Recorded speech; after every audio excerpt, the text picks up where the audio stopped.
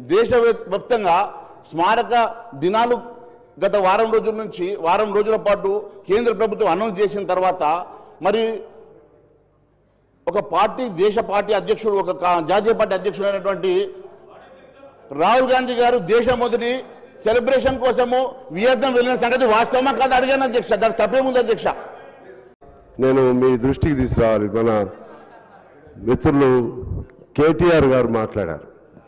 కేటీఆర్ గారు ఎంత డిగ్నిఫైడ్గా సభా సాంప్రదాయాలకు అనుగుణంగా నివాళి అర్పణలో భాగంగా చాలా చక్కగా హుందాగా చెప్పారు.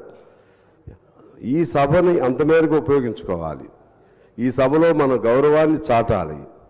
వేరే వేరే అంశాల జోలికి మనం వెళితే ఇది మన్మోహన్ సింగ్ గారికి నివాళి అర్పించే కార్యక్రమం కాదు. రాజకీయాలకు మరలా దీన్ని కూడా వేదికగా చేసుకునేటువంటి ఒక కార్యక్రమం అవుతుంది. ఇది మన్మోహన్ సింగ్ గారికి గౌరవం అందించదు.